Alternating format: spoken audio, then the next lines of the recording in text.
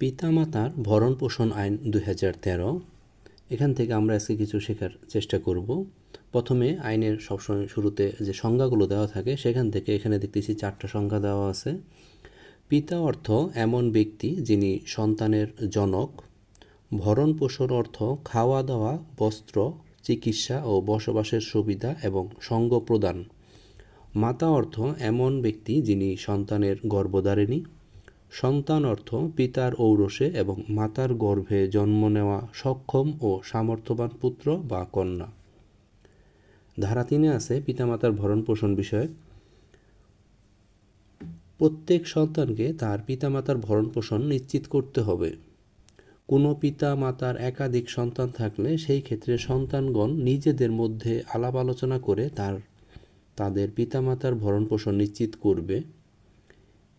এই ধারার অধীন পিতামাতার ভরণ পোষণ নিশ্চিত করার ক্ষেত্রে প্রত্যেক সন্তানকে পিতামাতার একই সঙ্গে একই স্থানে বসবাস নিশ্চিত করতে হবে।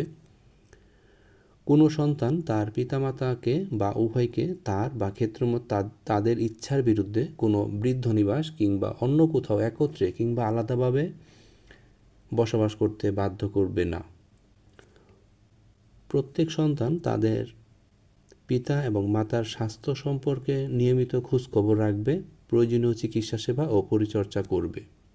পিতা বা মাতা কিংবা উভয় সন্তান হতে পৃথকভাবে বসবাস করলে সেই ক্ষেত্রে প্রত্যেক সন্তানকে নিয়মিতভাবে তার বা ক্ষেত্রমত তাদের সাথে সাক্ষাৎ করতে হবে।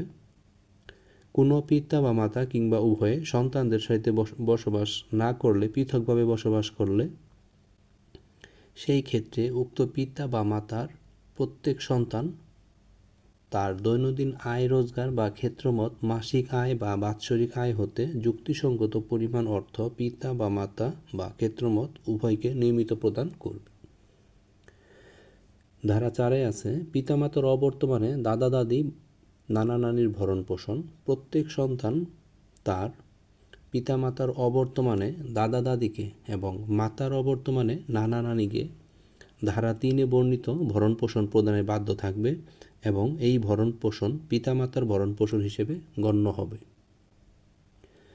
পিতামাতার ভরণ পোষণ না করার দণ্ড কোনো সন্তান কর্তৃক ধারা 3 এর যে কোনো উপধারার বিধান কিংবা ধারা 4 এর বিধান লঙ্ঘন অপরাধ বলে গণ্য হবে এবং উক্ত অপরাধের জন্য অনূর্ধ্ব 1 লক্ষ টাকা অর্থদণ্ডে দণ্ডিত হবে বা উক্ত অর্থদণ্ড অনাদায়ে অনূর্ধ্ব 3 মাস কারাদণ্ডে দণ্ডিত হবে। কোনো সন্তানের স্ত্রী বা ক্ষেত্রমত স্বামী কিংবা পুত্র কন্যা বা অন্য কোনো নিকটাত্মীয় ব্যক্তি পিতামাতা বা দাদা দাদির বা নানা নানির ভরণ পোষণ প্রদানে বাধা প্রদান করলে বা পিতামাতার বা দাদা দাদির বা নানা নানির ভরণ পোষণে অসহযোগিতা করলে তিনি উক্তরূপ অপরাধ সংগঠনে সহায়তা করছে গণ্যে উপধারা 1 উল্লেখিত দণ্ডে দণ্ডিত হবে। অপরাধের আমলযোগ্যতা, জামিনযোগ্যতা ও আপসযোগ্যতা। এই আইনের অধীন অপরাধ আমলযোগ্য, জামিনযোগ্য ও আপসযোগ্য হবে। অপরাধ বিচারার্থ গ্রহণ ও বিচার। কোড অফ ক্রিমিনাল প্রসিডিউর 1898 যাই কিছু থাকুক না কেন, এই আইনের অধীন সংগঠিত অপরাধ প্রথম শ্রেণীর জুডিশিয়াল ম্যাজিস্ট্রেট বা মেট্রোপলিটন ম্যাজিস্ট্রেটের আদালতে বিচারযোগ্য হবে। কোনো আদালত এই আইনের অধীন সংগঠিত অপরাধ সংশ্লিষ্ট সন্তানের পিতা বা মাতার লিখিত অভিযোগ ব্যতীত আমলে গ্রহণ করবে না। আপস নিষ্পত্তি। আদালত এই আইনের অধীন প্রাপ্ত অভিযোগ আপস নিষ্পত্তির জন্য সংশ্লিষ্ট ইউনিয়ন পরিষদের চেয়ারম্যান বা মেম্বার কিংবা ক্ষেত্রমত সিটি কর্পোরেশন বা পৌরসভার মেয়র বা কাউন্সিলর কিংবা অন্য কোনো উপযুক্ত ব্যক্তির নিকট প্রেরণ করতে পারবে। উপধারা 1 অধীন কোনো অভিযোগ আপস নিষ্পত্তির জন্য প্রেরিত হলে সংশ্লিষ্ট চেয়ারম্যান, মেয়র, মেম্বার বা কাউন্সিলর উভয় পক্ষকে শুনানির সুযোগ প্রদান করে উহা নিষ্পত্তি করবে এবং এইরূপ নিষ্পত্তিকৃত অভিযোগ উপযুক্ত আদালত কর্তৃক নিষ্পত্তি হয়েছে বলে গণ্য হবে।